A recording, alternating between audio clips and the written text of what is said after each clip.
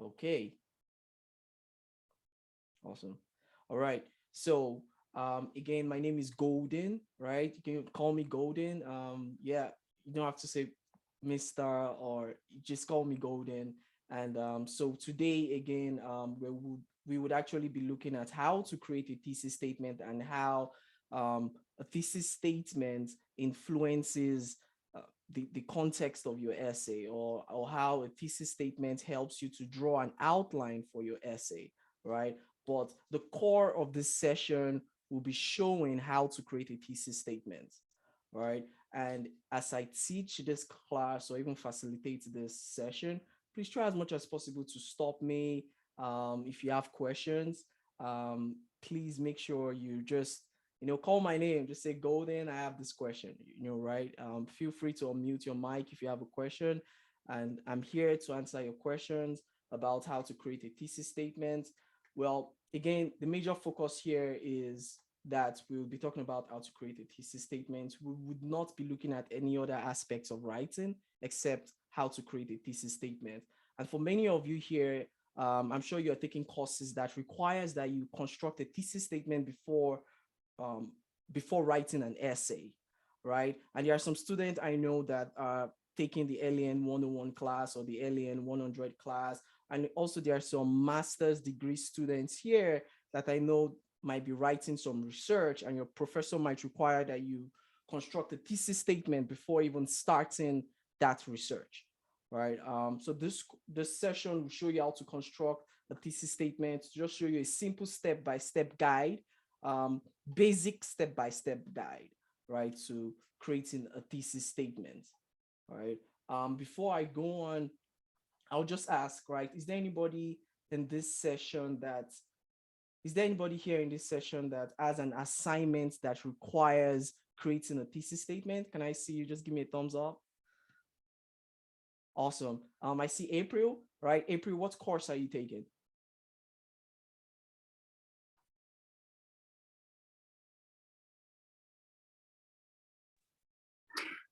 So I'm in Dr. Lane's theories course for social work master's program. Yeah, that's so So good. a lot of writing. Yeah. That's a yeah.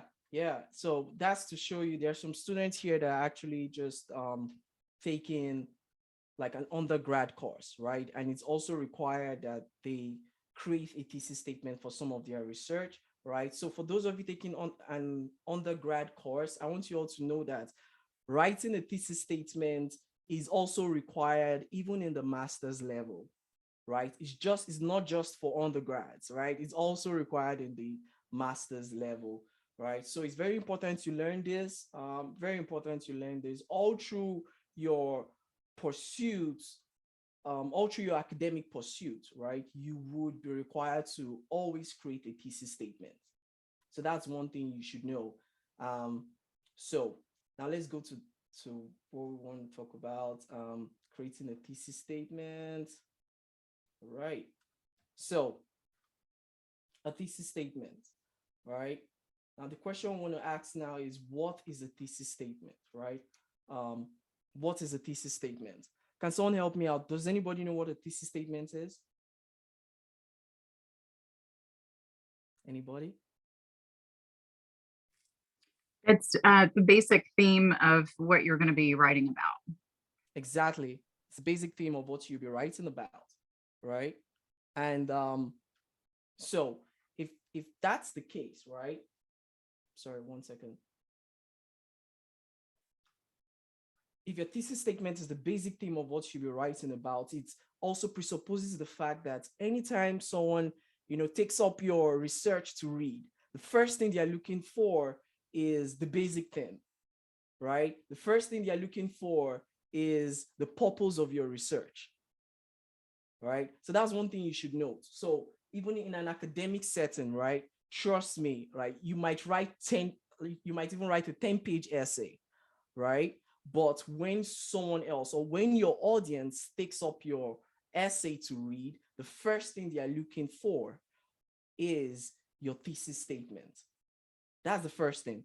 They want to know the purpose of your research, right? So it's very crucial that you have a thesis statement in your work. So a thesis statement, I would always say in a simple format that a thesis statement is the purpose of your research. And then to even take that further, I want you all to also understand this, that a thesis statement is not just the purpose, is the unique purpose of your research. Now, this is it, right? So when you write a thesis statement, now what's your professor's desire? Or should I also say that when you are conducting a research or when you're writing an essay research, your professor has a desire or your audience has a particular desire. They're actually looking for one thing in your essay. They're actually looking for a unique purpose, right? There's this quote from Gregory Semenza. He wrote a book titled Graduate Study for the 21st Century, right? And it says this: what editors look for is the new angle, the new combination, the fresh, the deeply felt or deeply thought.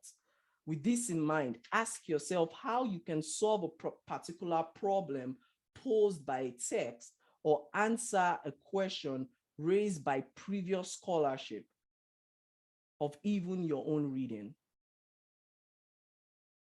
right? So when you are writing a research, the first thing you have to note is this, right? I want you all to write this down. If you have a note, you are answering questions. You're not asking questions, right? Later on in your research, right? Maybe at the end of your research or at the conclusion aspect of your research, that's when you should ask questions, right? But the major core or the core of your research is to answer questions, right? So you're answering questions. And so if you're answering questions, right, before answering questions, right, you have to make sure that you yourself are like asking yourself some questions too, right? So before creating a thesis statement, right, before creating a thesis statement, you must ask yourself basic scholarly questions. And then your thesis statement is answering those questions, right? I'm going to give you all examples of that later on, right? Again, note this: your thesis statement is answering questions, not asking questions, but answering, right? Any question concerning that? Is that clear? All right, awesome, awesome. All right. So now what's the thesis statement? We've talked about that. A thesis statement indicates the purpose of your research and the discussion focus of your chosen topic, right? Simply the unique purpose of your research. That's what a thesis statement does, right? It indicates, your thesis statement indicates the purpose of your research and the discussion focus of your chosen topic, right? Now, what do I mean by discussion focus, right? So discussion focus means that when you're writing a thesis statement, you are not trying to write every idea concerning an issue, right? You understand? You're not trying to write every idea concerning an issue. For instance, let's imagine I want to talk about, let's imagine I have a topic, right? And the topic is a bicycle, right? The topic is a bicycle, right? But one thing you have to understand is this: when your professor gives you a topic like write about a bicycle, your professor in an academic setting is not expecting you to write everything about a bicycle, right? You're not supposed to write everything about the bicycle. You're supposed to choose an aspect of a bicycle and write about it, right? So you can ask yourself, right? Okay, I have a topic called the bicycle. So what do I want to say about the bicycle? Now, for some of you, you might say, okay, you know what? I'm just going to focus on writing the uses of a bicycle. For some of you, you might say, okay, I just want to focus on writing the parts of a bicycle. For some of you, you might say, okay, I just want to focus on writing about the kinds of people that ride bicycle in the 21st century. right? So it's just, so you're not supposed to write everything about the bicycle, because if you're going to write everything about the bicycle, you write about 100 pages, right? And no one wants to read like an 100-page essay, right? So you're just choosing an aspect. So this is one thing. This is why the academic field is so interesting, right? So you have options, right? In academics, in academia you have options, right? You don't have to say everything about everything. You can always choose an aspect that you want to focus on, right? Um, yeah, so that's it. So your thesis statement indicates the purpose of your research, right? Indicates the purpose of your research and the discussion focus, right? Like I said, like the bicycle, right? Maybe the discussion focus could be the kinds of people that ride bicycle in the 21st century, right? That could be my focus, right?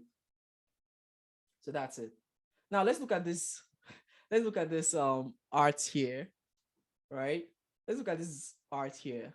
Now, this is one way I always describe a thesis statement, right? We can see we can see something right here. So the story of this art is this, right? A teacher actually gave some students an assignment. Like she gave them a paper, right? This whole paper, right? And the only thing that was on the paper was this school.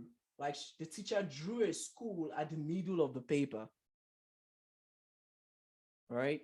That was all the teacher did. She just drew a school at the middle of the paper, right? And told the students to just draw anything they can think of, right? When they see a school,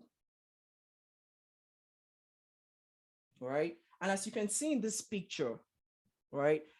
Most of the students here are not like redrawing, let me use that word, redrawing the school, right? Are they drawing the school? Can you see any students here drawing a school? No, right? But they are drawing whatever they think of when they see a school, right? So right here, there's a student here drawing a bag, right? A student here is drawing a book. Another student is drawing crayons, right? Another student is drawing a pencil. So that the same thing goes to a thesis statement, right? Your professor might give you a topic, right? Or you might even have a topic in mind.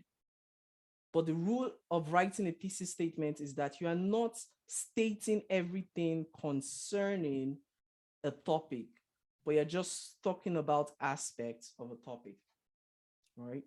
Just aspects. You're just choosing aspects, just like the children here. Look at what they're doing. They're just choosing aspects of a school and they are drawing it. Any questions? Clear, right? So they're like, there's a 5-step process to creating a thesis statement, right? I just call it the 5-step process. Um, the first step, right? First step is to choose a topic, right? The first step is to choose a topic. Now, the topic you choose in an academic setting, the topic you choose must always be as relevant as possible, right? Choose a relevant topic, right? Don't write your topic about your favorite dog, right? Like that's good. I love dogs, but that's not relevant in an academic setting, right? Um, but try as much as possible to choose a relevant topic that is also arguable, right? Depending on your field of study, choose a topic that is suitable to your interest or concern. Now, don't just only choose a topic that is suitable to your own particular interest and field of study. Now, there are some students here that are maybe into Christian counseling, right? They are doing their masters of Christian counseling. So if they're going to choose a topic for a research, it's better for them to choose a topic that deals with Christian counseling, right? And a topic could be like, for instance, if a student is writing if a student field is Masters of Christian Counseling, they can actually choose a topic like I'm trying to think of a topic. Okay, pastors, pastors and burnout. I know that's a very popular one, but pastors and burnout, right? That's a very good topic right there, right? Yeah, so that's it. So choose a relevant topic, right? And a topic that relates to your field, and a topic, and also choose a topic that is of your own interest, right? You love talking about it, you're enthusiastic about it, right? Second step. So these are examples of researchable topics, right? These are, or let me say, these are areas where you can actually, pick researchable topics, right? Um, Topics like distracted driving, depression, suicide, iPhone, Android, adult education, cancel culture, right? Free speech, cyberbullying, baptism, baking cake, right? Some people like, I noticed some students, right, like writing about baking cake, LGBTQ, quality sleep, exercising, mental health, marijuana usage, gun control, organizational leadership, right? So one thing you notice about all this topic is that they are all relevant topics, right? There are many other topics you could choose from, right? But they are all relevant topics, right? They are topics that we can discourse in an academic setting.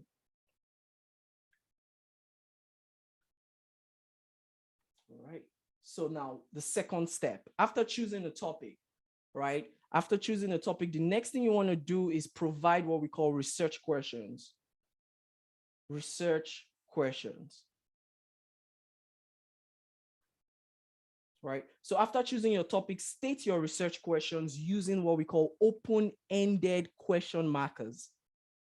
Right? What are open-ended question markers? Open-ended question markers are those words or those adverbs that are used to start a sentence, or those words or adjectives that are used to start an interrogative sentence, right? So those kinds of words could be why, what, or how.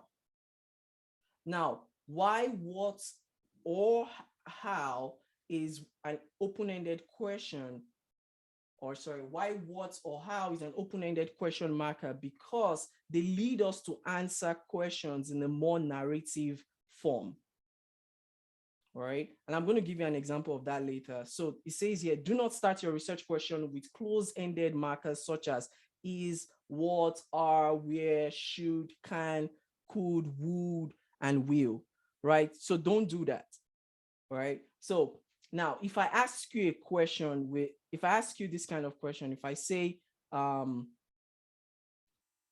should believers go to church? Right? So I'm going to ask someone that question. Deborah, so if I ask you a question like that, should believers go to church? How would you answer that? Um, Believers should attend church services. Exactly. Believers should attend church services, right?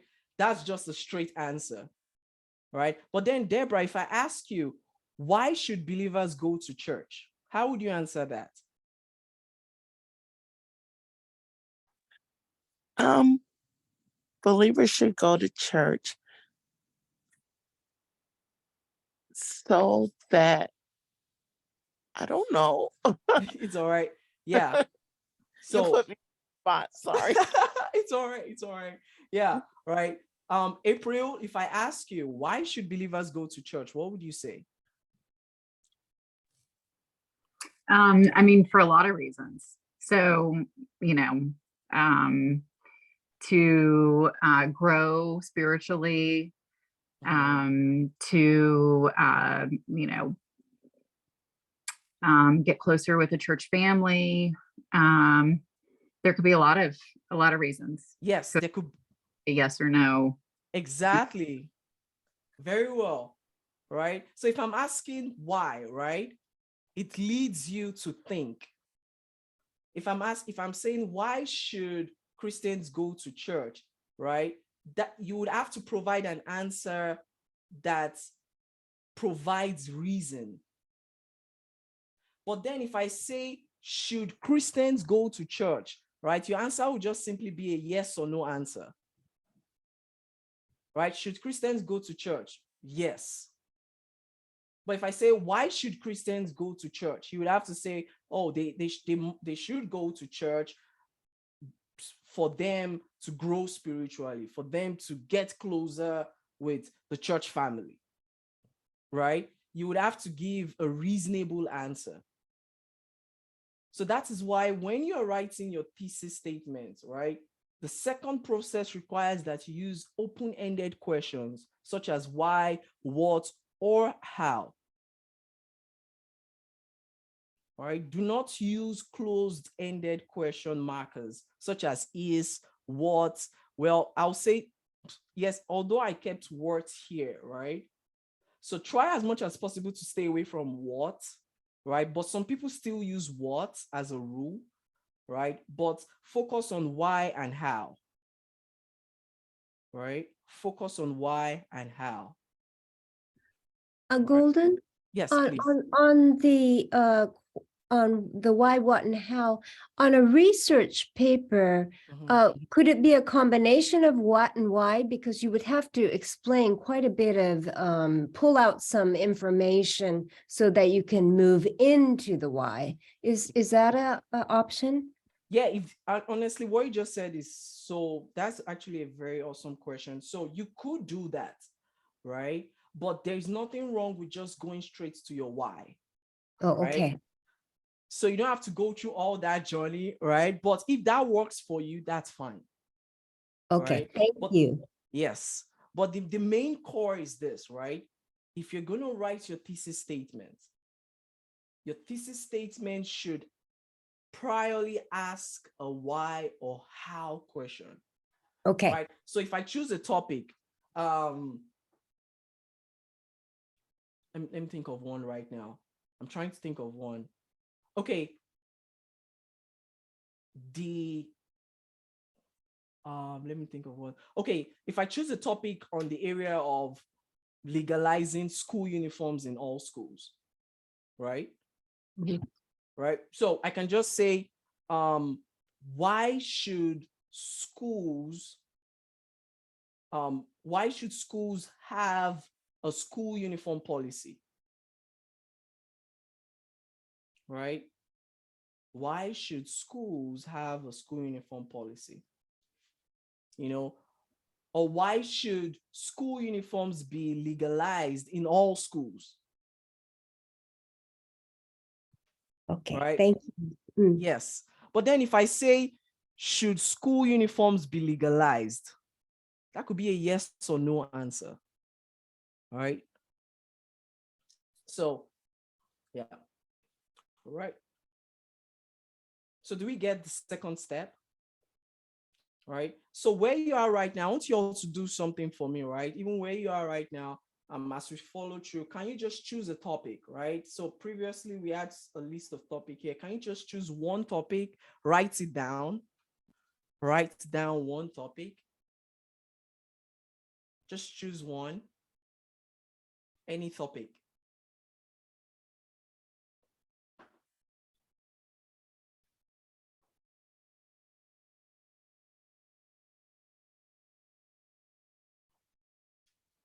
All right, awesome. So, all right, let's go to the next part. Can you write down, for that topic you've chosen, can you write down a research question for that topic? And just be creative about it. Don't overthink it. Just write what comes to your mind, but just write a research question for that topic.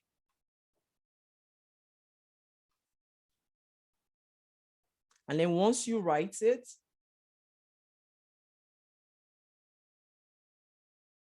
so once you write the topic, once you write the research question, can you post the research question in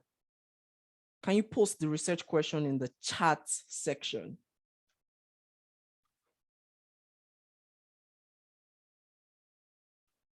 So don't overthink it, just post it. Yeah.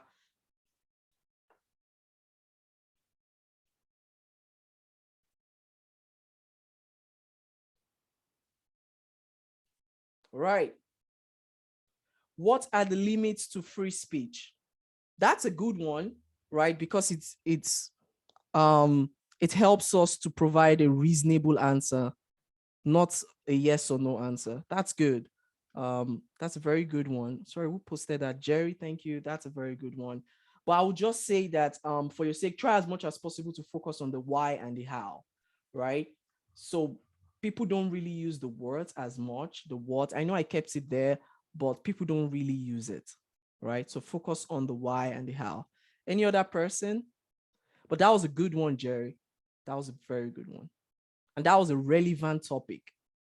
Very good. Why is church leadership crucial to developing a healthy church? Woo, that's so good.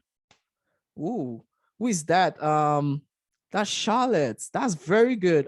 So there's this book I read. That was, when did I read the book? I think that was November. The title is The 9 Marks of a Healthy Church or something. And this was one of the questions they answered in the book. Very good. By Mark Denver. Why do people not get mental health treatment? That's very good. April, that's very good. Why is cultural diversity important in church services? Wow, that's so interesting. That's a very good question. I even talked about that today. That's so good. Very good. I talked about that with someone today. Very good. Very good. Let me check. Wait, let me check. Why are so many teens suffering from depression? Woo, Deborah, that's so good. So good. Yeah, I saw one. Why do people not get mental health treatment? Very good. April, very good. Sam, why is culture that? Oh, yeah, that was Sam. Very good, Sam. Very good. Yeah, so that's what you want to do. The next step is always to provide a research question with open-ended question markers, right? Now let's go to the third step. Thank you very much, everyone. Let's go to the third step. Examples. So these are examples of research questions. We don't have to go over that. I think you all know all this. So the next step is to answer the research question, right? Remember what I said in the beginning, in academic research, the core is to answer questions, not necessarily to ask questions, right? But then we know that before answering questions, we need to ask questions. But what your audience wants to see in your essay are answered questions, right? So the next step is to answer the research question, right? The next step is to answer the research question. So I had some of these research questions here, and I chose one. I think the one I chose is, what are the benefits of quality sleep, right? Quality sleep is good for everyone. I don't know why people think quality sleep is only good for the elderly, right? No, it's also good for young people, right? Yes, quality sleep is good for everyone. So I'm a very big napper. Yeah, examples of research questions, right? What are the benefits of quality sleep? I know this starts with a what, right? But like I said, please do not use what, right? Focus on the why and the how, right? Let's look at this. What are the benefits of quality sleep? Now, I've answered the question, right? I'm sorry. Productivity, effective focus, and knowledge retainment, right? Remember, the third step is just to answer the question. Now, in academic writing, you want to always make sure that you have at least a minimum of 3 answers, right? A minimum of 3 answers. But then your professor might just require you to have just one answer, or just one area of focus for your topic, right? So, but please try as much as possible to always have at least 3, right?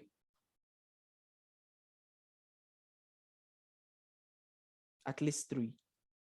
But then it's not necessary. So for those of you, like for April, right, you're doing your master's, it's not necessary you have 3, right, your research may not require you to have 3 answers, right? You might just have only one, right? So, yeah. So because in fact, some professors or some research journals believe that just having one gives your research a specific focus, and that's always good, right? But then, for our level right now, please just make sure you have at least 3, right? 3, make sure you have 3 answers. So what are the benefits of quality sleep, right? Productivity, effective focus, and knowledge retainment. How does sleep deprivation, this is another question, right? How does sleep deprivation affect people? Unhealthy screen time, procrastination, and unbalanced student work management, right? Sleep is good, right? So look at this, right?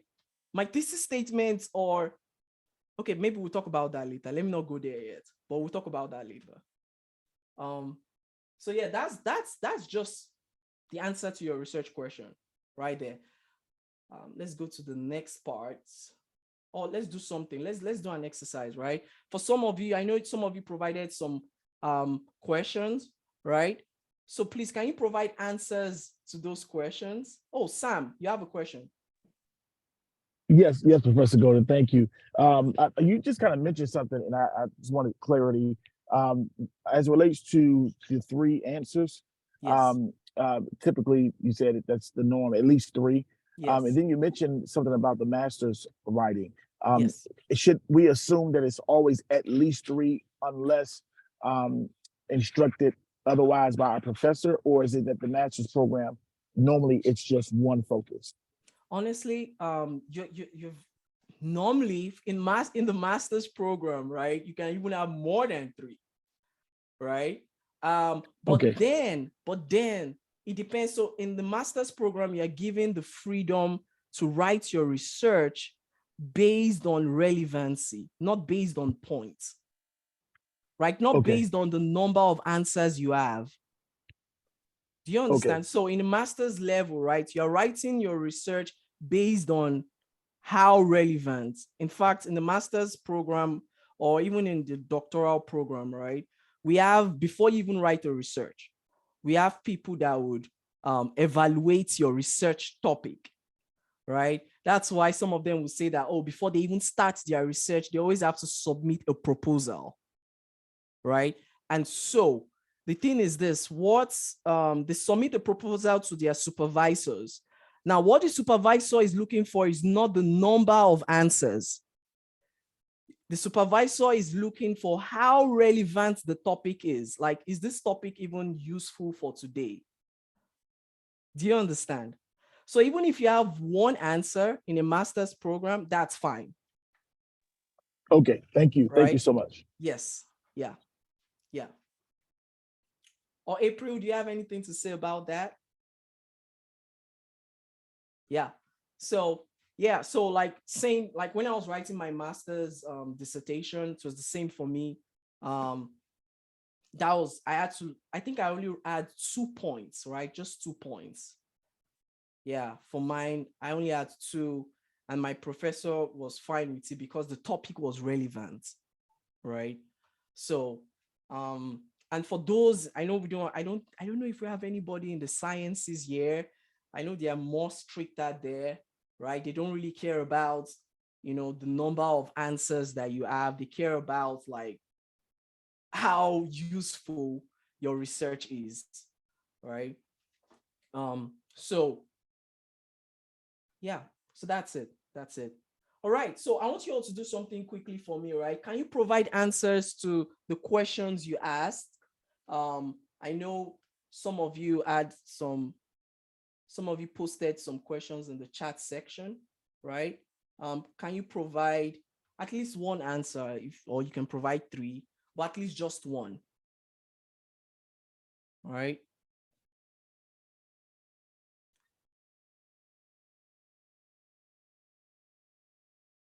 So provide just one answer, at least just one. All right. So I'm going to ask the question, and then You don't have to post it, but if you've posted it, that's fine. You don't have to post it. I'm just going to ask the question, and then the person that posted it should answer. All right. So I'm going to start with Deborah. Why are so many teens suffering from depression? Deborah, can you give us an answer? Dysfunctional families, post-COVID, and cyberbullying can contribute to depression.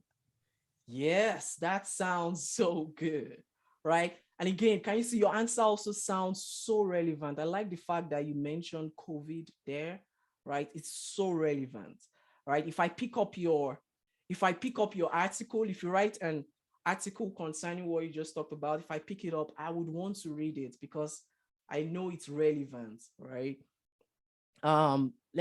So how does the Bible support the Trinity as a characteristic of God? Lombe?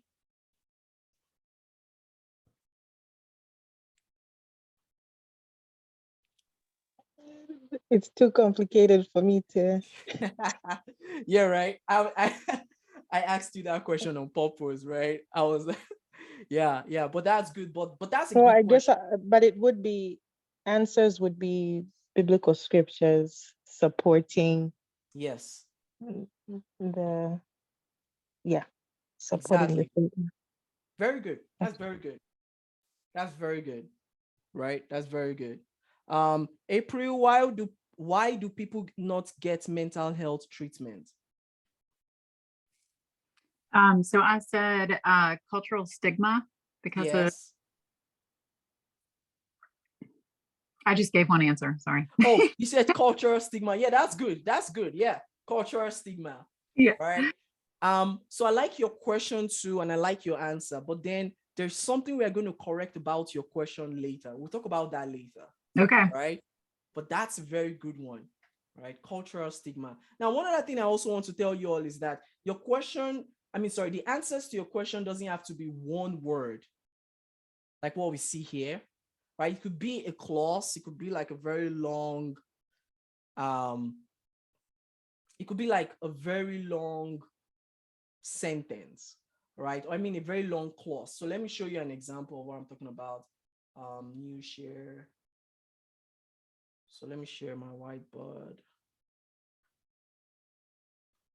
So let's look at this, right? So let's imagine, okay, why should, because I found so many people arguing for, so why should marijuana, right? So some people are saying marijuana should be legalized. And one of the points they give, right? One of the answers they give is this.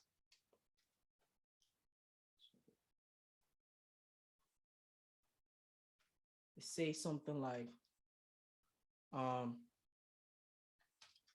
it leads,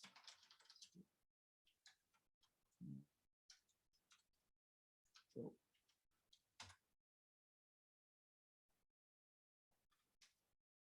right? So your answer could be in this form. Some of them will say it leads to economic growth, right? It leads to economic growth, or it impacts, it positively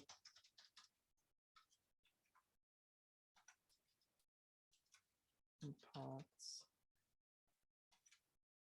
So it positively impacts economic growth, right? So your answer doesn't have to be a one word answer. It could be like this, right?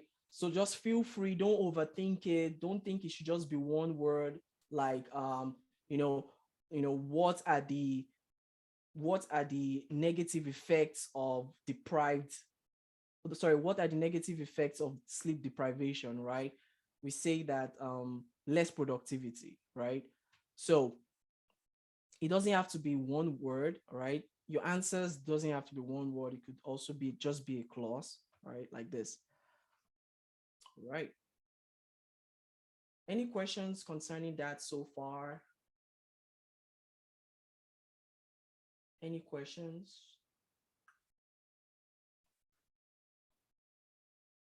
Oh, Jerry, I can't hear you. Jerry, I know you. Jerry, I can't hear you. Oh, I'm sorry, Jerry. I can't even hear what you're saying. Is it possible you type it in the chat? All right.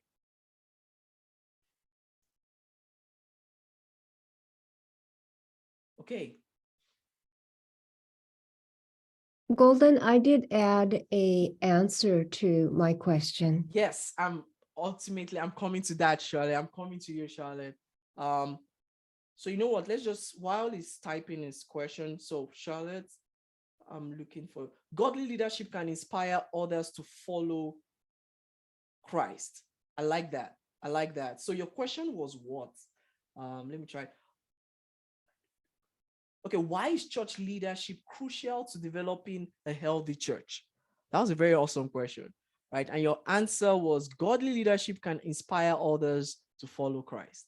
That's very awesome. Very, very awesome. Yeah, I like that, Charlotte. Yeah, and then I like, can you all see Charlotte's answer, right?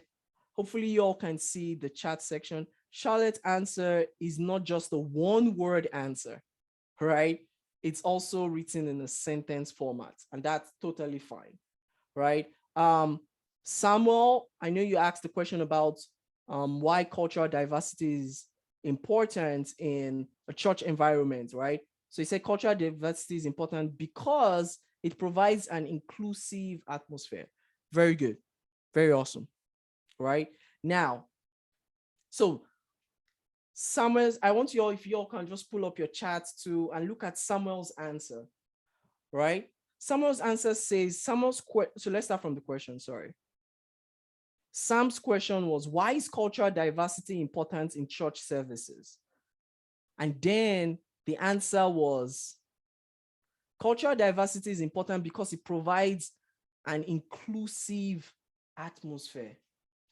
I want you all to know something, right? The problem with Samuel's answer there is that it is more like, it sounds like a circular argument, right? So it sounds like you're saying cultural diversity is good in a church environment because cultural diversity is good, right? Because if you say it provides an inclusive atmosphere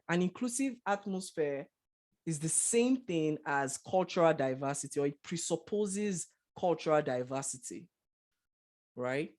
So try as much as possible to provide answers that are not circular, right? Or that are not, secular in nature, right? So you can say something like cultural diversity is important because it further, so cultural diversity is important because it further propagates the gospel. You can say that, like when you're talking about Galatians, right? The whole book of Galatians and James, they talk about,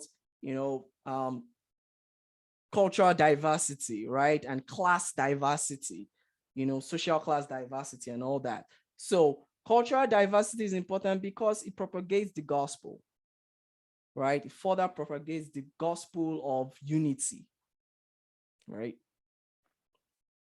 Exactly. Cultural diversity enhances witnessing opportunities. I like that. Now that's much better. That's much better. All right. Very good, Sam. Very good. All right. Sam, before I go on to answer Jerry's question, Sam, do you understand what I was saying about the secular arguments? Yes, I do. It makes perfect. As soon as you said it, it made perfect sense to me. Yes, Yeah. Thank you. Awesome. All right. Cultural diversity enhances witnessing opportunities. Now let's go to Jerry's question. Do the answers need to be ones that you will support, or can they be answers that you intend to refute? It depends on, so Jerry is asking, right? Like Jerry's asking if the answers we provide should be refutations, right? Again, Jerry, so this depends on the question you're asking, right? So you might ask, if you're asking, okay, is A, B, and C wrong? Oh, wow, he went.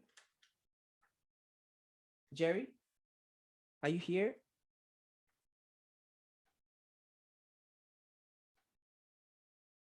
Hi, Jerry, are you back?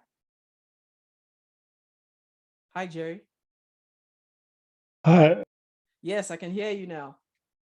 All right, Jerry, can you unmute? Yeah. All right, Yeah. Jerry, can you ask your question? You want me to ask a question? Yes, you had a question, right? Yes. So, okay, my thesis statement was what was it? Something about, oh yeah, what are the limits of free speech? Yes. Now, an answer that I would unequivocally be, for example, if it causes the death of humans. Okay. Um, I another possible answer, one that I might not necessarily support, is if it causes the death of cats. Okay. So would that be an answer?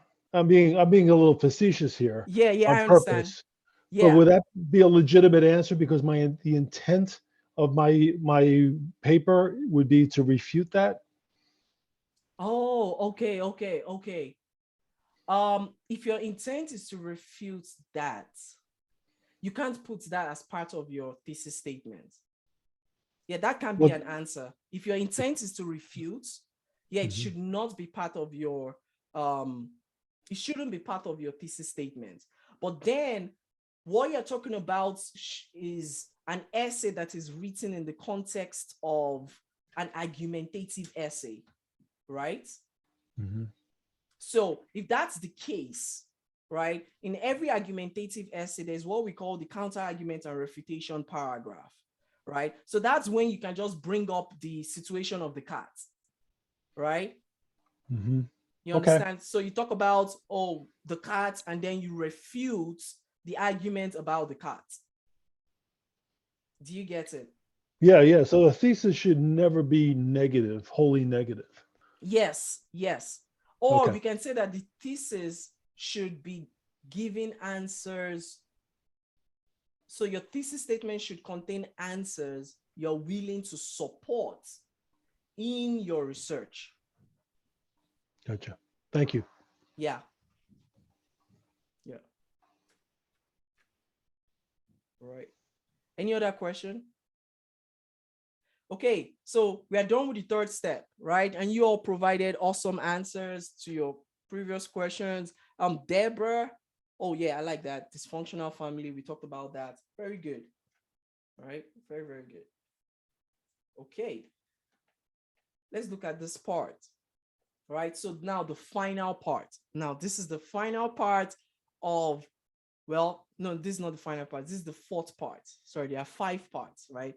But this is like the biggest part, right? The most important part of your thesis statement, right? So now the fourth part is to combine your topic and the answer to your research questions in one sentence, right?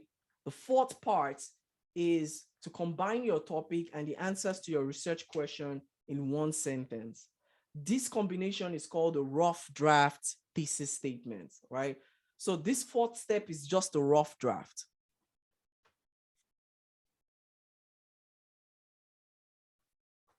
So this combination is called a rough draft thesis statement. So we can have something like,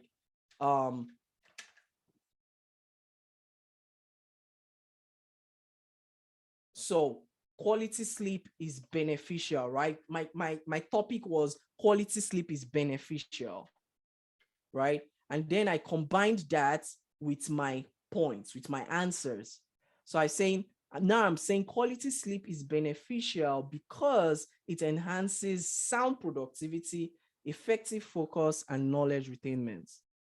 So I'm combining my topic and my answers, combining the topic and my answers or my research answers, right? Quality sleep is beneficial because it enhances sound productivity, effective focus, and knowledge retainment. Someone asked the question,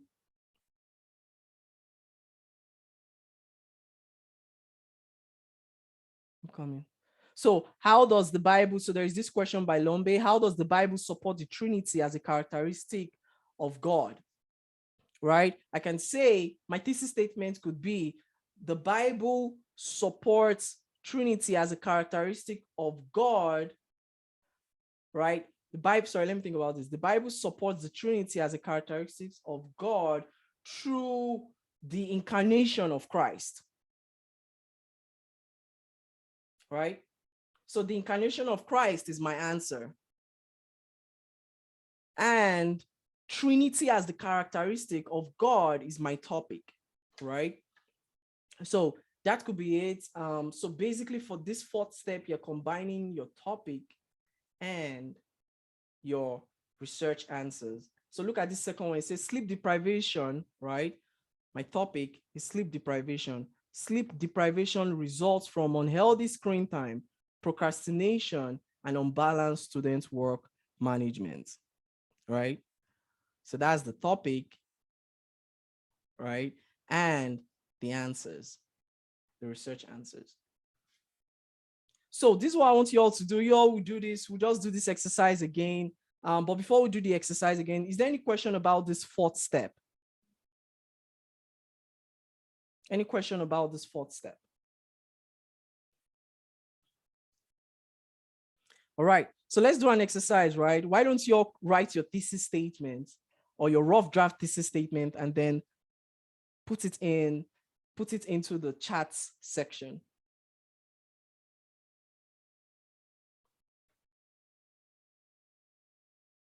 And please don't overthink it. Just write creatively, right? Don't overthink it.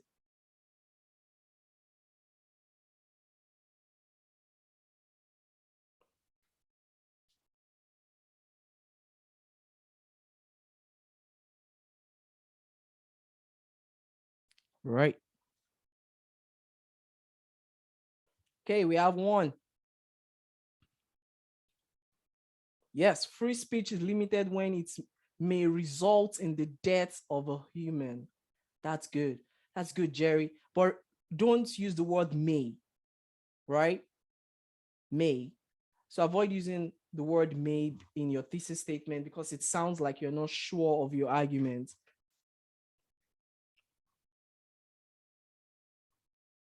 So in academic writing, your audience would always believe that you are certain of your argument before publishing.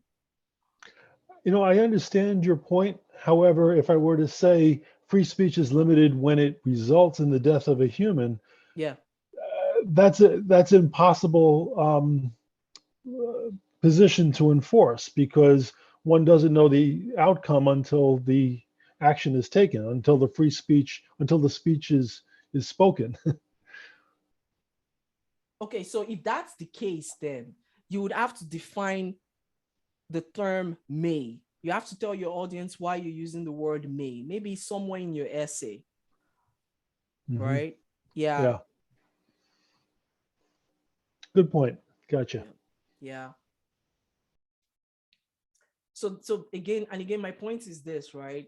Because this is an academic setting, your audience would expect that even before publishing your work, you've done your research, you've done a whole lot of thorough research before publishing.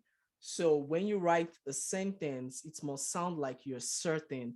But we all know at the back of our mind, right? Well, as Christians, we know that the only thing that is certain is God's word, but when we are writing some research like this, we should write in a certain manner. So depression in teens have been linked to COVID, cyberbullying, and dysfunctional families. That's very good. I like that. Deborah, I like that. So now, don't use the word have been linked, right? So basically, when you're okay, yeah. Basically, for your thesis statement, right, do not use the compound verb have been linked, right, or have been, right? In your thesis statement, you want to write in a way that is specific and again, sure, right? You want to write in a way that makes your audience feels like you are making a claim, right? So instead of saying I've been linked, you can say depression in teens. So depression in teens is linked to COVID, cyberbullying, and dysfunctional families, right? And now the second thing we should also observe from Deborah's post is this, right? Is when you say COVID, right? Depression in teens is linked to COVID, right? Are you saying the effects of COVID, Deborah? Because you want to make sure you're not just putting COVID in there, because your audience might say, what do you actually mean by COVID? Are you saying the effects of COVID, or are you saying the isolation, right, that COVID caused, right? So Deborah, what do you mean The by isolation. huh? The isolation from the Exactly. epidemic. Yeah. Very good. So you have to make that clear also in your thesis statement, all right? But that's something you can do later, right? You don't have to do it now in this session, right? But you have to make that clear, all right? Cyberbullying and dysfunctional families. Very good. Very good. All right. April, Hispanic immigrant women don't receive mental health treatment due to cultural stigma associated with mental health. Very good. That's so awesome. Yes. Did I correct my question? You said that it wasn't specific enough, right? Very well. Very well. Yes, you corrected it. Yes, you corrected it. When I saw that, I was like, yeah, she did it. Yeah. Yeah. When you said that, I said, oh, that's exactly what it was. So Yes. thank you. Very good. Yes. Very good. Charlotte, leadership is crucial to developing a healthy church because godly authority inspires others to follow Christ. Very good. Very good. Very good, Charlotte. Leadership is crucial to developing a healthy church, right? So now, one thing I'll say to add more, let me just use the word, to add more meaning to your thesis statement, Charlotte. So what kind of leadership are you talking about? Are you saying godly leadership? Are you saying?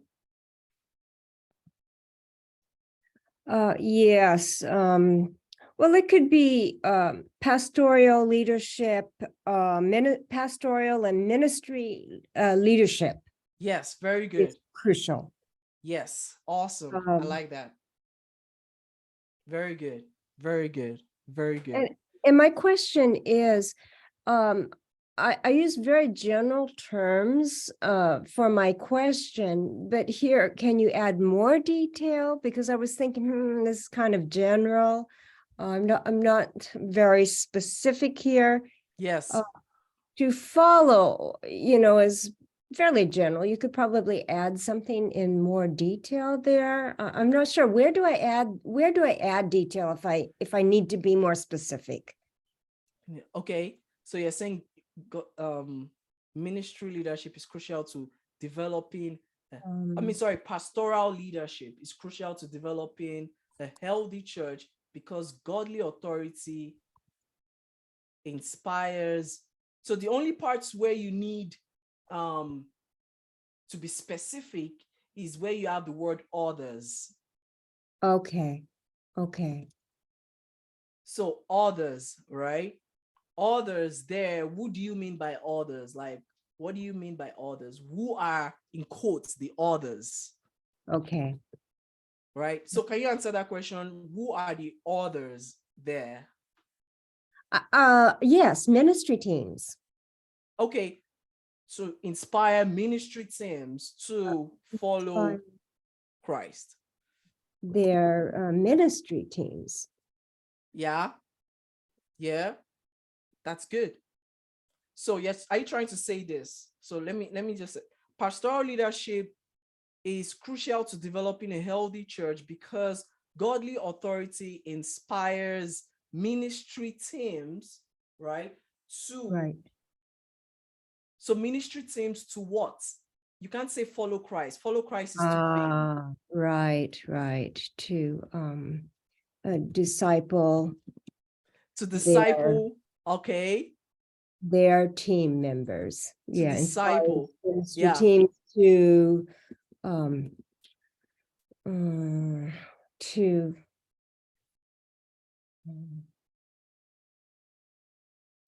We can use disciple. That's fine. You're doing great. It's yeah fine. Yeah, I to think we should. to strategically Okay. develop disciples. Very good. I like that. You know what? Can you do something for me? Everything you just said now, can you post it on the chat so that we can all read it?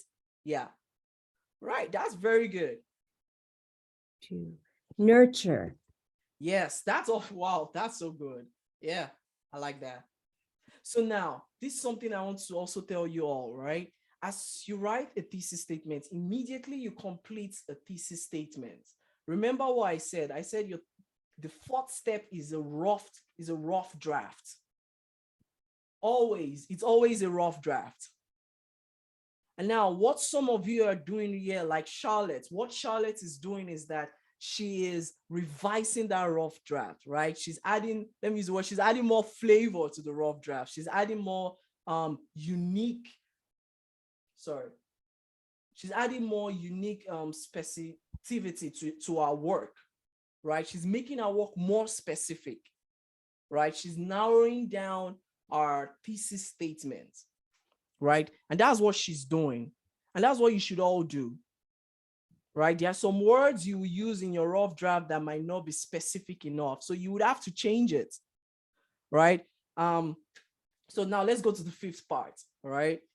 So let's look at it, right? Pastoral and ministry leadership is crucial to developing a healthy church because godly authority inspires their ministry team to nurture disciples. Very good. So if you look at the chat section, you see that you would also see that Charlotte has revised her work for specificity, right?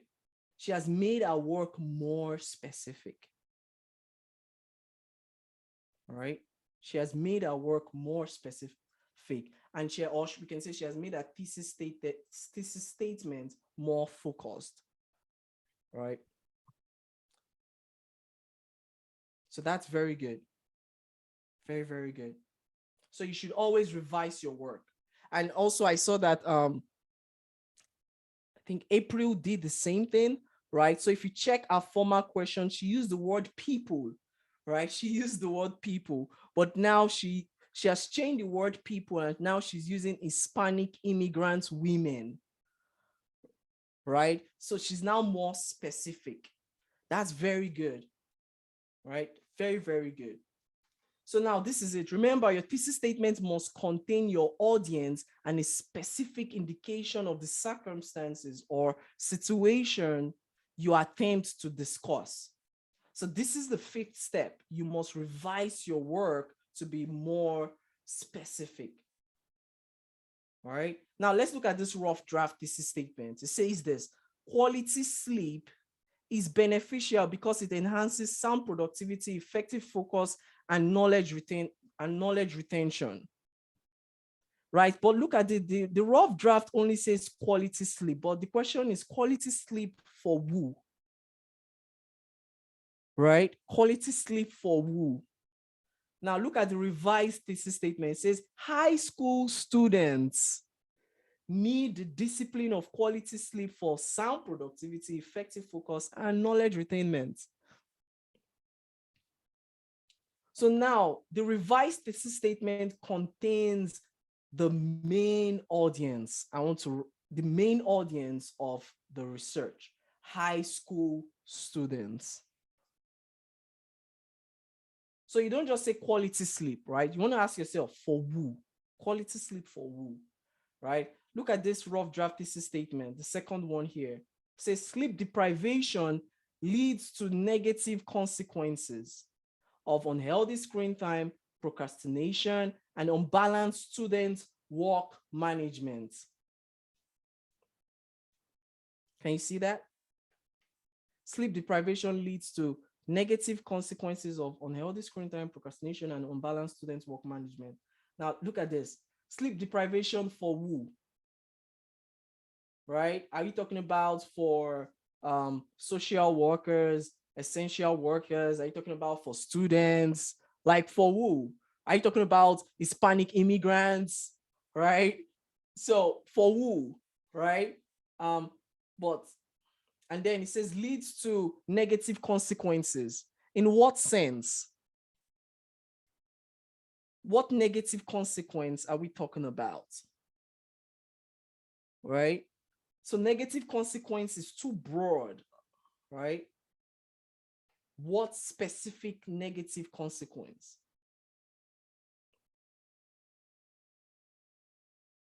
Right? So the revised thesis statements is here is many college students deprive themselves of academic success benefits. Can you see what is here? Many students. So what they are depriving themselves of is academic success benefits, right? Or we can say what they are depriving themselves of is it could be family time. What they are depriving themselves of is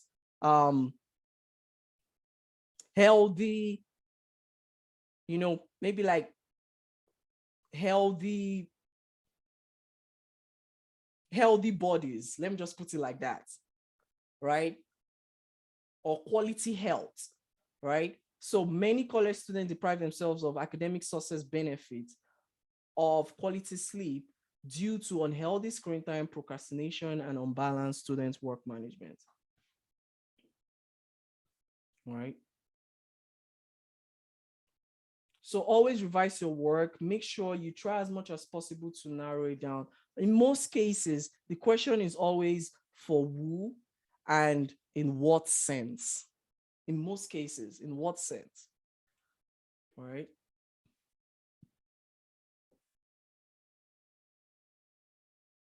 All right, any questions? All right, I see Sam. Sam says yes. I can see Sam's thesis statement is cultural diversity enhances a congregation worship experience, provides witnessing opportunities, and creates welcoming atmosphere. That's awesome. So awesome. Right? Very specific. Cultural diversity enhances a congregation's worship experience, provides witnessing opportunities, and creates welcoming atmosphere. Very good. All right. So I think, yeah, that's it. I don't think we have any other thing. I think all these we already know them. So that's it. So do we have any questions about thesis statements? How do we feel about writing the thesis statement? Do we feel confident about it? Charlotte, do you feel confident? Yes, I feel like I've gained clarity of, especially with these 5 steps. I have more confidence. Yes, definitely. Awesome. That's good. Jerry, how do you feel? Yes, the same as Charlotte. This has been very helpful. Awesome. Very concrete. I like that. Awesome. Awesome. All right. I'm glad you all feel confident about this. So right now, I just want us to look at some things, right? As much as you know how to create a thesis statement, I just want to show you all, what is not a thesis statement. That's very, very important, right? I'm just going to show you like a picture of what this thesis statement should not look like, all right? Let me stop share.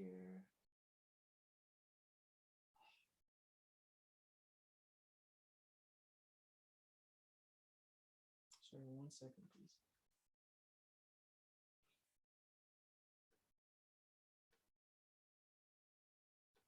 Awesome. Sorry about that. All right, let's look at this.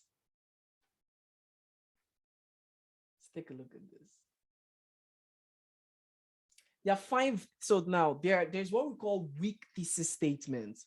right? Now, before I go on to this, I just want you all to know that if you observe those 5 steps that we just talked about, honestly, you don't need this information. Honestly, right? If you practice those 5 steps, you don't need this,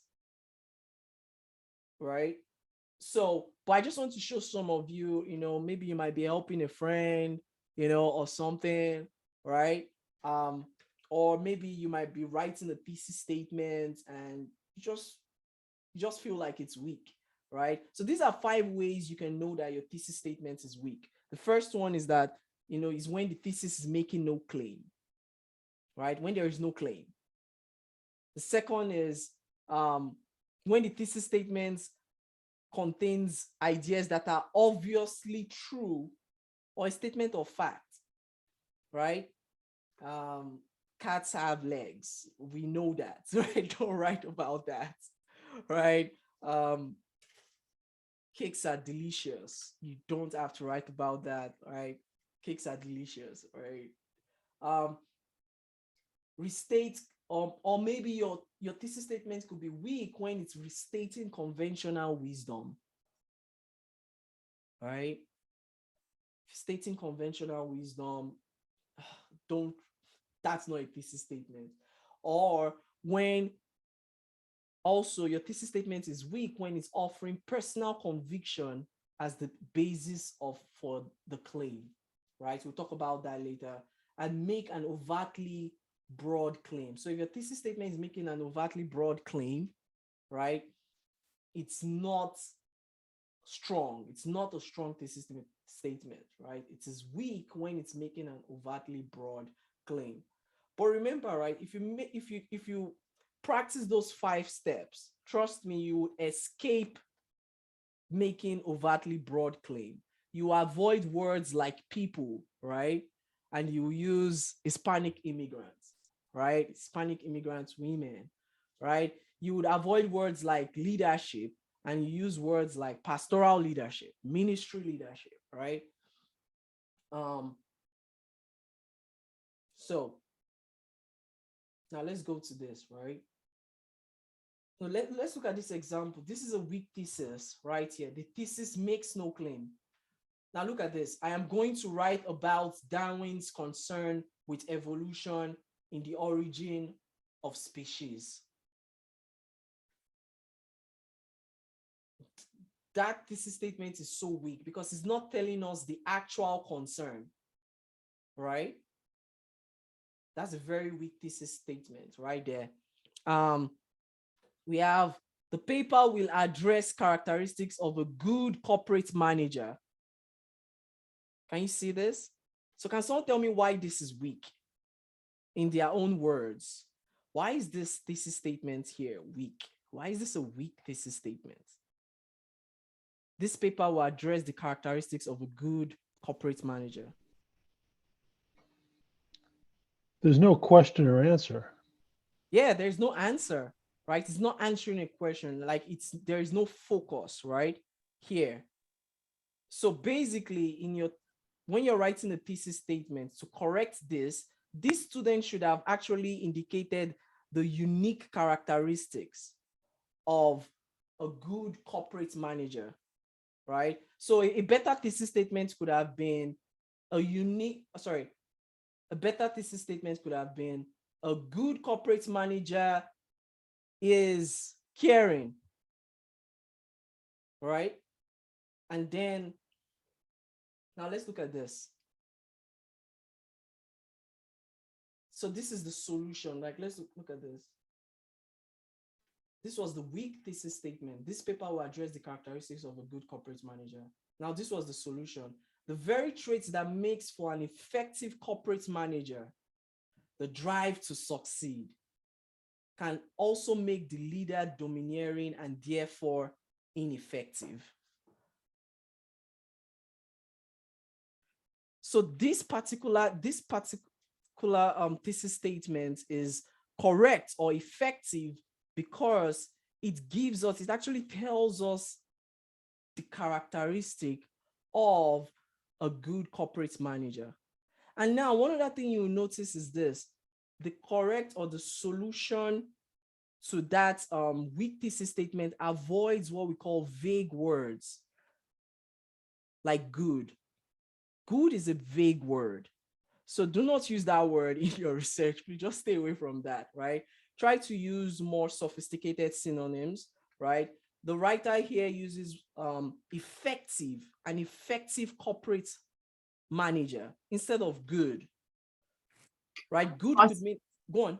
I'm sorry. I was also going to ask, could that be considered an opinion too? Yeah, that could be, yeah, it could be considered an opinion, right? Yeah. Yeah. So that's it. That's it. Right. Avoid vague words like good. Don't even use it at all. Stay away from it. Right. Just find more sophisticated synonyms, right, that explains what you're talking about. So a good word here, I mean, a more useful word here is effective. Effective corporate manager. All right. Let's look at this example here, right? It says the gin industry targets its advertisements to appeal to young adults. Like, that's so true, right? Well, I maybe in the time that this person wrote this, this is right, that's true, right? But it's obviously a true statement, right?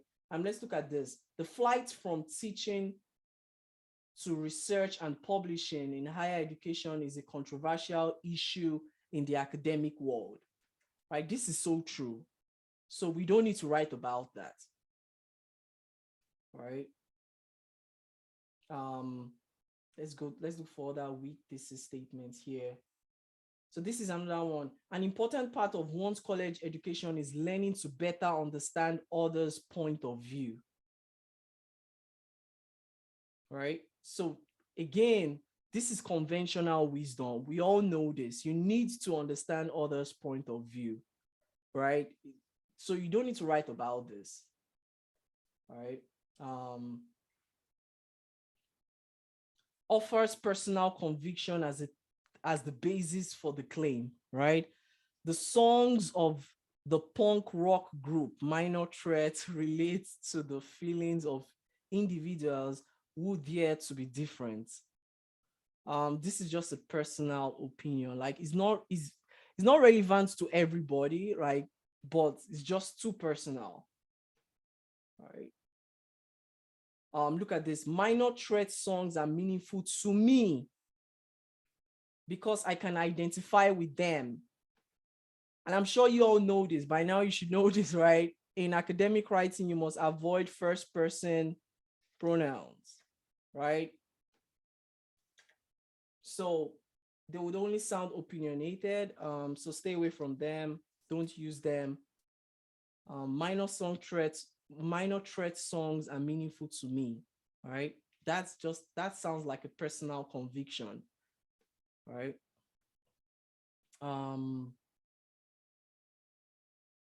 Yeah, let's look at this. It says here, violent revolutions have had both positive and negative results. Now, this is the biggest one. I think for your level, this is the biggest mistakes I've observed from many students. It says violent revolutions have had both positive and negative results. So this is too broad. Positive and negative result. That's too broad. You have to tell us the exact positive results and the exact negative results you want to talk about. So don't just say positive and negative results, right? It's just too broad. So because it's just only leave your audience asking, what positive result are you talking about? Or what negative results are you talking about, right?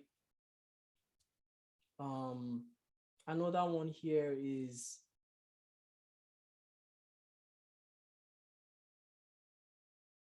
it is important to understand why leaders act in a leadership role, right? Charlotte, I'm sure when you see this, Charlotte, you tell that student that no, this is not a thesis statement, right? This is too broad. Right? Yes. Yes. Yeah. Right. It it is important to understand why leaders act in a leadership role.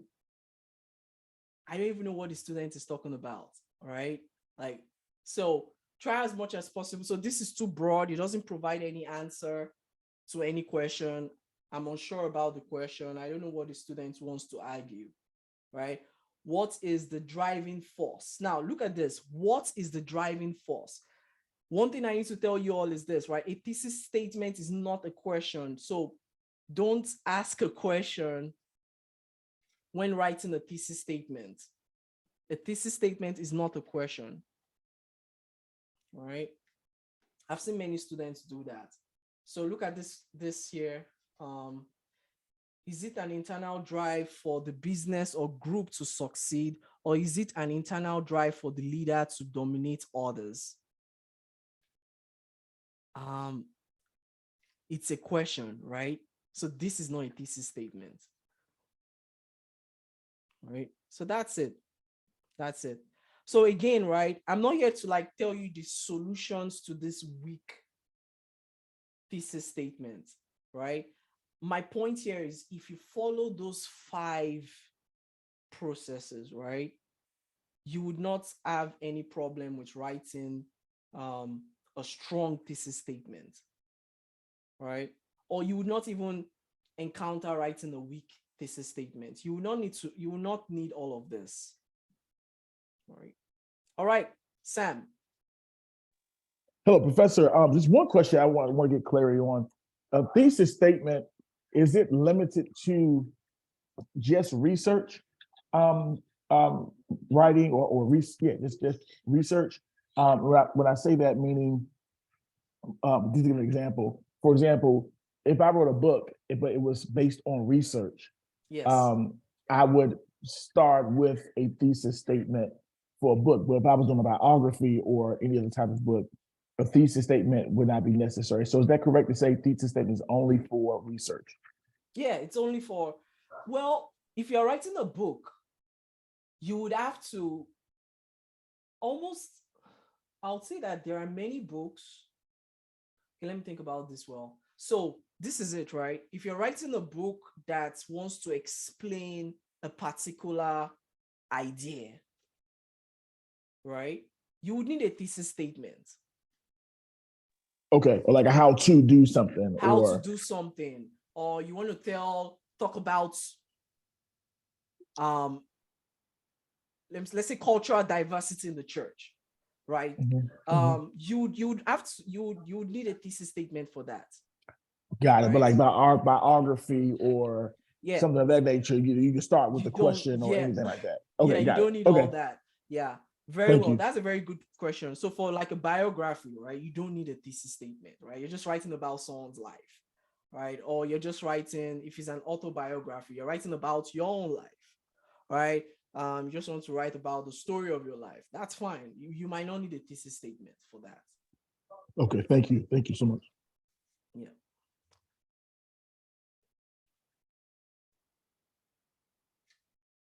All right. So now the last part of this session, right? I know it's already 7:30. So this is the final part of this session. The final part of this session is to show you how a thesis statement influences your outline, right? So again, the final part of this session is just to show you how a thesis statement influences your essay outline or your research outline. So now the first rule you have to understand is this, right? Without a thesis statement, it's always hard to create an outline. Or sometimes without the thesis statement, it's hard to start the research process. All right. Without the thesis statement, it's always hard to start the research process. So in most cases, right, after you've chosen a topic for your research, the next thing you want to draw is your the next thing you want to draw is your thesis statement. Right? The next thing you want to draw is your thesis statement. And after drawing your thesis statement, in most cases, the next thing you want to do is draw an outline. And then after drawing an outline, the next thing you want to do is conduct research, right? You find evidences to back up your claims, right? So right now, I just want to show you all how, your thesis statements will influence the outline of your essay. All right, so let me just share my whiteboard. All right, you know what? I'm just going to steal someone's thesis statement. I know you all have very good thesis statement right here. I'm going to steal one.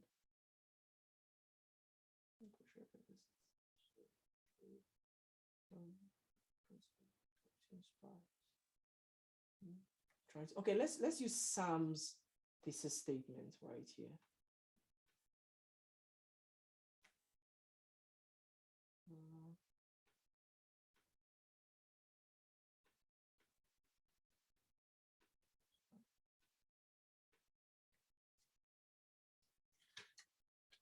Right. So we have this. So we have this thesis statement right here. All right. Cultural diversity enhances a congregation's worship experience, provides witnessing opportunity. So it provides witnessing opportunities and creates a welcoming atmosphere. Right? This is our thesis statement right here. So now, if I'm going to draw like a rough informal outline for this thesis statement or for my research, the first thing I want to draw is, or the first thing I want to indicate is my first paragraph, right? So can someone tell me what's the first paragraph of a research called? Or what's the first paragraph of an essay called? Introduction.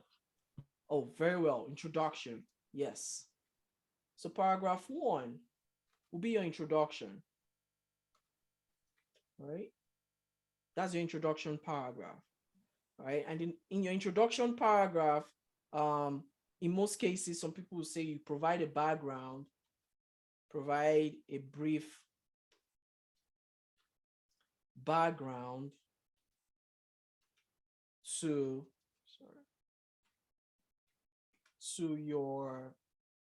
your topic, right? Next thing you want to do is sometimes they'll say you can indicate, depending on your professor, right? Or depending on your research supervisor, like indicates the relevance of your research. So when I say indicate the relevance of your research, it means that you should creatively, tell your audience why your topic is important, right? Why you're trying to tell your audience why they should listen to your topic in the first place, or why they have to listen to what you have to say in the first place. So the next thing you want to do is, as always, this is like so important. Your introduction paragraph, or let me just ask someone, what's the most important aspect of an introduction paragraph? What's one aspect of an introduction paragraph that is so important? You must always have that in your introduction paragraph. Can someone tell me? The thesis Exactly. statement. Very well. Who said that? I'm sorry, I don't know who said that. Lombe. Oh, Lombe, thank you. Yes. You must have, so identify your thesis statement.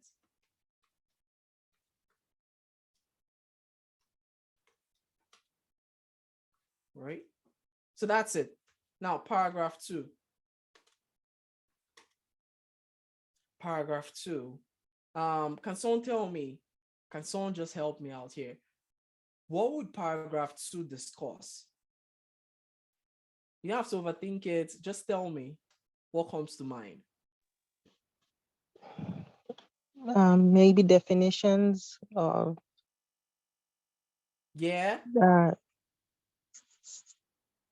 definitions maybe of terms in your thesis statement or awesome. Yeah, very good. Definitions of terms in thesis statement. That's very good. So your second paragraph could be definitions of terms in the thesis statement, right? You want to define some terms that your audience might not understand, right? So that's what you want to do in your second paragraph. Again, so this is something else. So this is not mandatory to all professors, but in the master's level, it is mandatory, right? Lombe, are you taking your master's or undergrad? Yes, but that information is from an undergraduate English composition class I Exactly. had many years ago. Many years ago, yeah. So like there's some professors that don't require it. Like your second paragraph doesn't have to be the definitions of term. Doesn't have to be, right? But Golden. go on, please. Oh, this is Charlotte. Golden. Depending on the length of your Mhm. outline, could Mhm. it also, the second paragraph, be point one of your thesis statement? Yes, very well. It could be point one, right? Depends, right? It could be point one, right? So for some professors, they'll say, okay, yeah, because I took one class last semester, the professor required this. So this was a master's level course, right? Professor required that second paragraph should contain definitions of terms, right? Like it was a research paper. It was very clear about that, definitions of terms, right? But then for some other professors like me, right, your second paragraph should just go straight into discussing, let me just put or, right? Just go or go straight into discussing your first thesis point, right? So can someone tell me what's the first thesis point? Worship experience. A Yes, worship experience. yes, very well, very good. So the first thesis point is worship experience. Yeah, worship experience.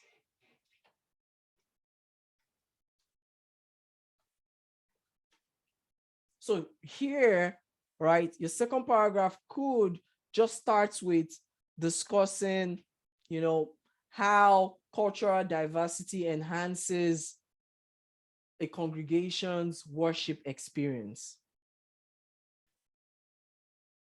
right? That could be it.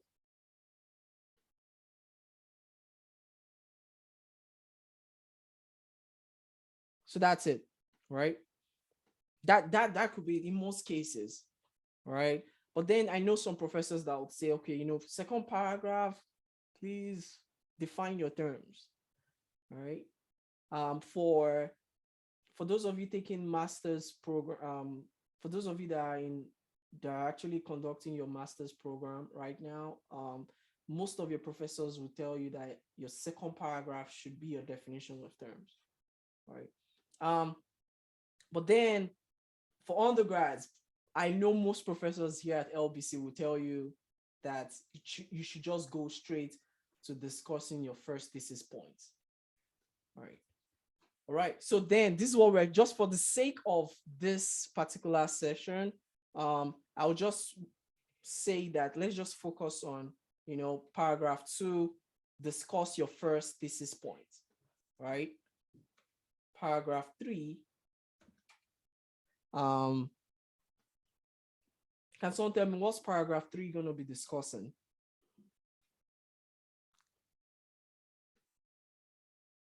What would you discuss in paragraph 3?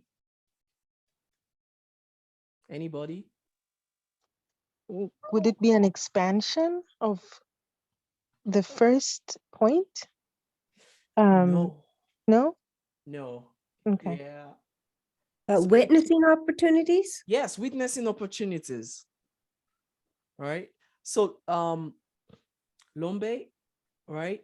So you are the one that talked about expanding the point, right? So what I'm going to say is in most cases you have to, so your third paragraph will just go straight into discussing the next thesis point or the second thesis point. So you're discussing discuss second thesis point, right? So that's witnessing opportunity. Oh, oh, Yeah. oh. Okay, so you don't expand on each point. I No, mean, it's no, a research paper. Is this a research paper no. This is that we are an outline. We're just of outlining. a yeah, but would it be an outline of a research paper Yes, an or outline for a research paper, right? okay. So, and again, remember something, right? This is just an outline. So you can expand this. So if it's needed, you might have to expand the point beyond just one paragraph, right? But in most cases, it might not be needed, right? So this is just an outline, right? It's just an outline. So when you're writing an essay, right? Well, when you're writing your actual essay, you might then, discover that you would need to expand the points, right? Beyond just one paragraph.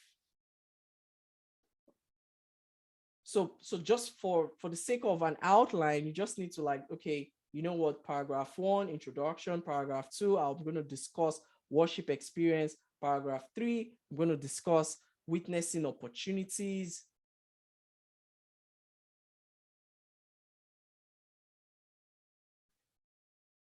All right.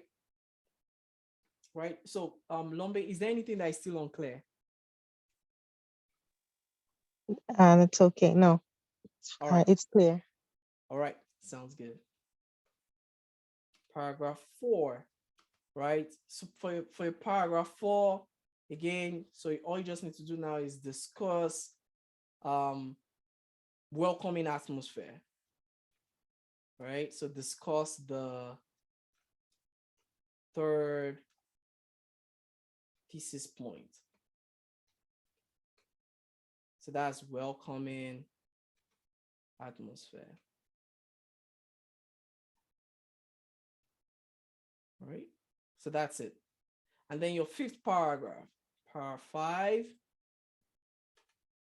So what's going to be your 5th paragraph? So that would be the discussion or the conclusion.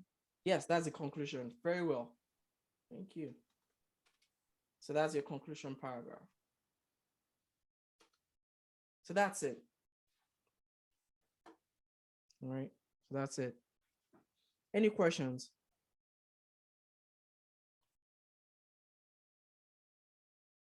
So now the next thing is this, right? So when you're conducting your research, right? If you're writing your essay, so after your outline, you want to conduct your research. So when you're conducting your research, you're only going to be conducting your research based off of these 3 points, all right? So when you're searching on Google Scholar, when you're searching using the LBC library database, right? You'll be searching for how cultural diversity leads to witnessing opportunities.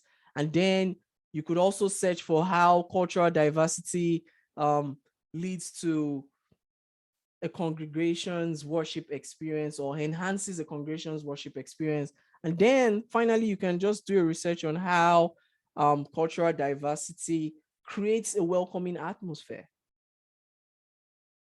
All right, so you're going to be conducting 3 different phases of research. All right.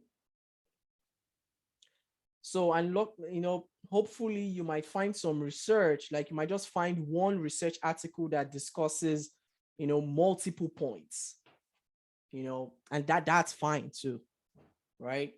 So yeah, so that's just the main course. That's how your thesis statement helps you to build your outline, and your thesis statement will surely help you to create a more focused research process. All right, that's it. Any questions?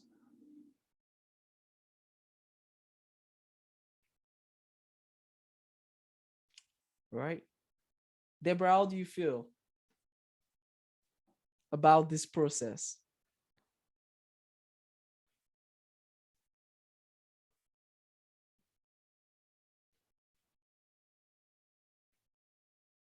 All right. April, how do you feel about this process? This whole process? Great. Because I know with me, like research can be overwhelming. So it's nice to just have this process, like start with your, thesis statement and then build upon that, like it simplifies something that can be completely overwhelming. Yes, very well. Thank you. I appreciate it. Yeah, you're welcome. Awesome. Awesome. Yeah, Charlotte, how do you feel? I feel very happy because I'm the type of person who has tons of thoughts in their head, and I just really need an organized way to bring everything down to a topic. Yes. And then work with that. So this is great. Thank you Awesome. so much, Golden. You're welcome. You're welcome. Yeah. Awesome. All right. All right, everyone. I'm so happy to help you all out and support you all. Any final questions from anyone? Will this recording be available to us? Yes, very well. So Awesome. so this recording will be sent to your emails, and also this recording would also be on the Ally Center YouTube page. You'll find it there. But then we'll send the links to your email. Awesome. Thank you very much. Yes, sir. All right. So before I even go on, I just want to say I noticed that there are two students here, right? I noticed that I have two students here. They are also my students. Sam is my student. I think Deborah is also my student. So one thing is this, right? When you're writing, for some of you in this session, some of you will be writing what we call an argumentative essay, or some of you are writing, or some of you are in the process of writing an argumentative essay, right? So one thing is this, for an argumentative essay, we also always have what we call the fifth paragraph. The fifth paragraph is always what we call the counter arguments and refutation paragraph. Right? So that is this paragraph is where you indicate the opposing side's view, right? And then you refute or you debunk their view in a polite manner. Right? So, but that's not in every case. That's if you're writing an argumentative essay.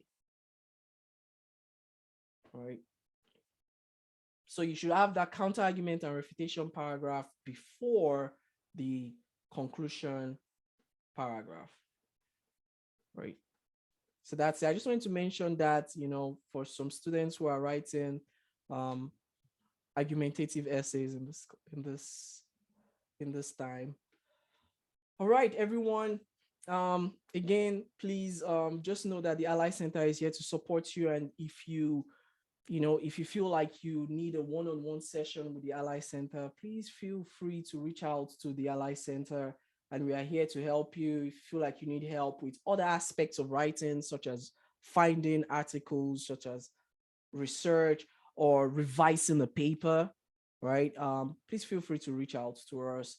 And again, you can always reach out to me or reach out to the Ally Center, right? All right. Right. Have a very good week ahead and happy writing. Thank you so much. You're welcome. All right. Thank you. Thank you, Golden. You're welcome. You're welcome, everyone. Thank you. Yes, you're welcome.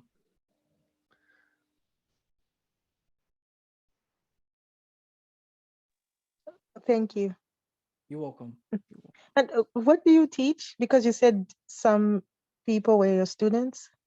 Oh yeah, I teach writing composition here at LBC. Oh, okay. All Yeah. right. Yeah. Yes, I'm glad I stayed, because when I joined, I thought it was about something else. I saw thesis statement and I was thinking of dissertations and stuff like that. Yes. So when I noticed it was just simply the thesis statement, I almost left because I thought I already know how to do this. But Yeah. it was a good revision, very good, because it's